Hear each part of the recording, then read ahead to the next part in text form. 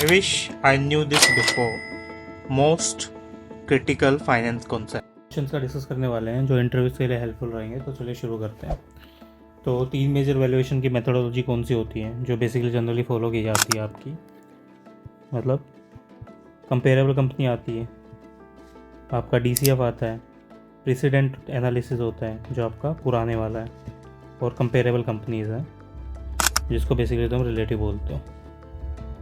ठीक है, रैंक करो मेथोलॉजी को हाईएस्ट टू लोएस्ट। बेसिकली कोई रैंकिंग नहीं होती इसमें। प्रेसिडेंट ट्रांजेक्शन्स में हायर आप यूज़ करते हो कंपेरेबल कंपनीज़ का।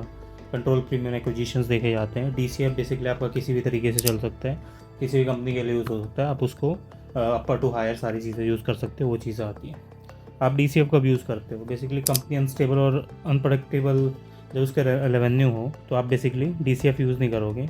किस केस में? जब आपकी अनस्टेबल या अनप्रडिक्टेबल रेवेन्यू, मतलब बिज़नेस का पता नहीं, धंधा आएगा या नहीं पता नहीं, DCF तुम यूज़ कर रहे हो। क्योंकि DCF सिंपल सी बात है, किस चीज़ पे काम करता है? DCF काम करता है फ्यूचर वैल्यू पे। फ्यूचर वैल्यू कैसे निकालोगे जब यही नहीं पता कि करंट रहेगी या नहीं? तो वो चीज़। हम नेक्स्ट बात करते हैं वैल्यूएशन मेथोडोलॉजी क्या होती है। दूसरी वैल्यूएशन मेथोडोलॉजी क्या है? लिक्विडेशन वैल्यू आपकी यहाँ पे जिसके बेसिस पर आप काम करते हो। बेसिकली कंपनी के एसेट्स को आप यहाँ पे वैल्यूएट करते हो जो वो सोल्ड ऑफ होते हैं, और सब्ट्रैक्ट करते हो लाइबिलिटीज़ को। तो एसेट माइनस लाइबिलिटी, आप लिक्विडेट कर रहे हो कंपनी को, कितना आपको कैपिटल मिलेगा, तो वो चीज़ आती है यहाँ पे। आपके रिप्लेसमेंट वैल्यू आती है, मतलब अगर आप रिप्लेस कर दोगे एसेट्स को, एसेट रिप्लेस कर दिया आपने, तो उस केस में कितना पैसा मिलेगा, वो चीज़ आती है यहाँ पे।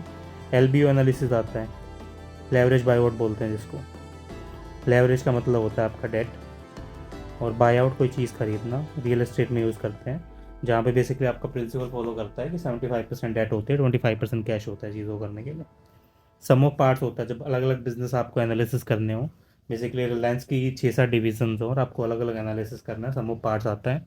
M&A प्रीमियम एनालिसिस आता है जो एनालाइज करता है M&A डील्स को, फिगर आउट करता है प्रीमियम जो हर बायर पेड करेगा उसकी गुडविल के बेसिस पे। कितनी बिजनेस की अच्छी गुडविल है, लेट्स से बिजनेस की वैल्यू 100 रुपये है, लेकिन उसकी गुडविल काफ़ी है, मार्केट में काफ़ी बिक रहा है, तो उस चीज़ में मैं उसके 100 के 200 भी पे कर दूंगा, 150 भी पे कर दूंगा।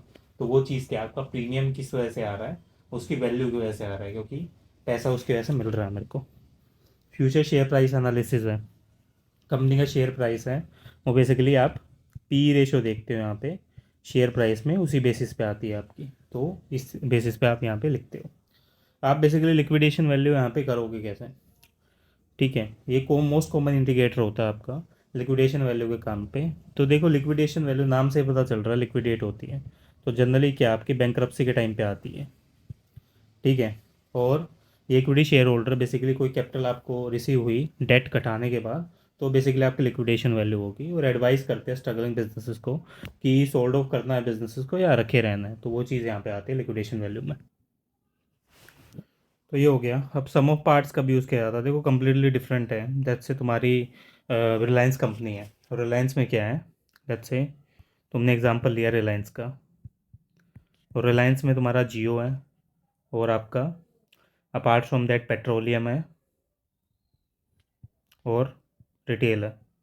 अब मेरे को क्या करना है, खाली रिटेल सेक्शन बेचना है।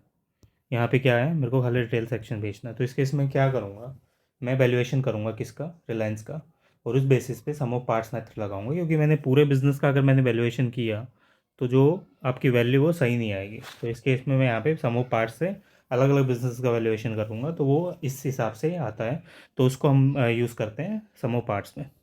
अब आप LBO एनालिसिस कैसे यूज़ करोगे? बेसिकली इसमें देखो जनरली यूज़ किया जाता है, जो आप लेवरेज बाई आउट देखते हो, ये एस्टेब्लिश करता है कितना प्राइवेट इक्विटी फर्म पे करेगी, lower than the what the company will pay. Basically एक फ्लोर की तरह होता है। बेसिकली LBO में क्या है, आपकी कंसेप्ट होता है कैश आपका रहेगा 25% रहेगा, डेट रहेगा 75% रहेगा, इस बेसिस पे काम करता है। मोस्ट कॉमन मल्टीपल्स क्या है आपकी? EV बाय रेवेन्यू देखा जाता है, EBITDA देखा जाता है, EBIT PE रेशो। अब आपके एग्जांपल क्या है इंडस्ट्री स्पेसिफिक? टेक्नोलॉजी में आप क्या देखोगे? EV बाय यूनिक विजिटर्स देखोगे, पेज रिव्यू देखोगे जिस हिसाब से आए हैं। रिटेल या एयरलाइंस में क्या देखोगे? एयरलाइंस में क्या है, आपकी जो कॉस्ट होती है डेप्रिसिएशन की, अमोटाइजेशन या रेंटल की बहुत हाई होती है, क्योंकि प्लेन आप किराए पे लेते हो, तो उस केस में आपकी क्या है, इबिटडार देखते, मतलब एंटरप्राइज वैल्यू बाय इबिटडार कितना आ रहा है, वो चीज़ है।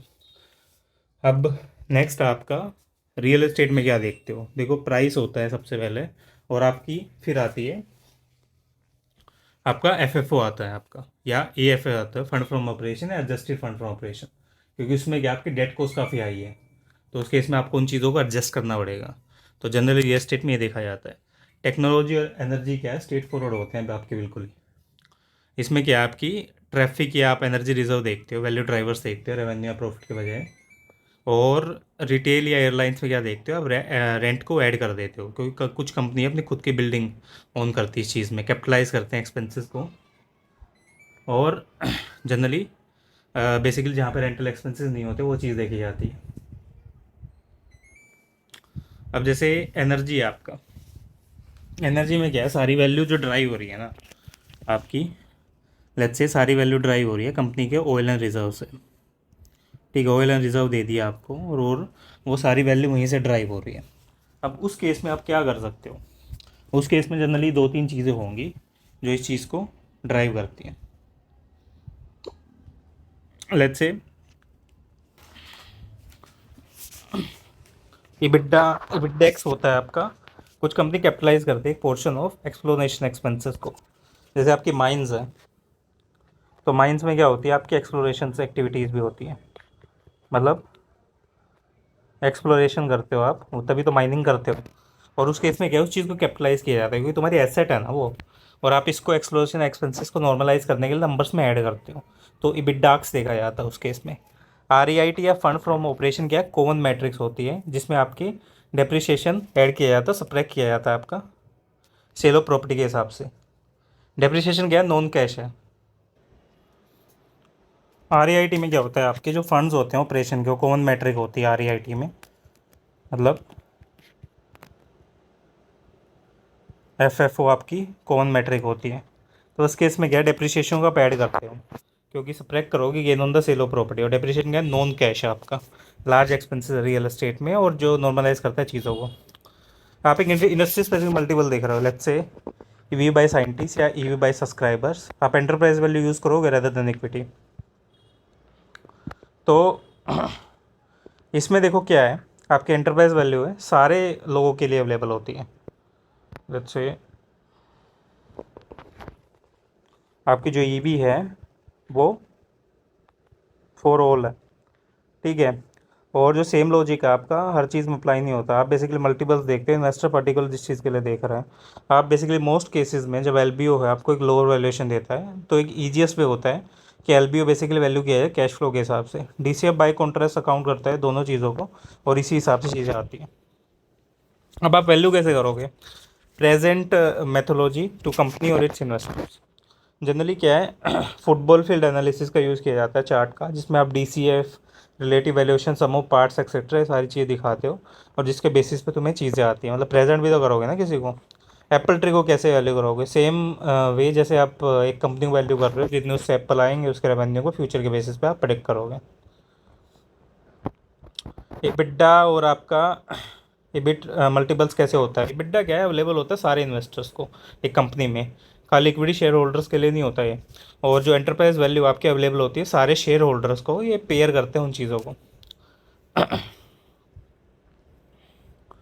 और इक्विटी बाय बिड्डा बेसिकली कंपेयर करता है एप्पल टू ऑरेंजेस, और इक्विटी बेसिकली आपका रिफ्लेक्ट नहीं करता कंपनी के एंटायर कैपिटल स्ट्रक्चर को, ये खाली पार्ट ऑफ इक्विटी इन्वेस्टर्स यहाँ पे आता है, तो वो चीज़ यहाँ पे इफेक्ट करती है। तो ये था इस वीडियो के लिए, इतना ही, मिलते हैं नेक्स्ट वीडियो में, इसकी पूरी सीरीज़ आने वाली है, देखते रहिए, मिलते हैं नेक्स्ट वीडियो में।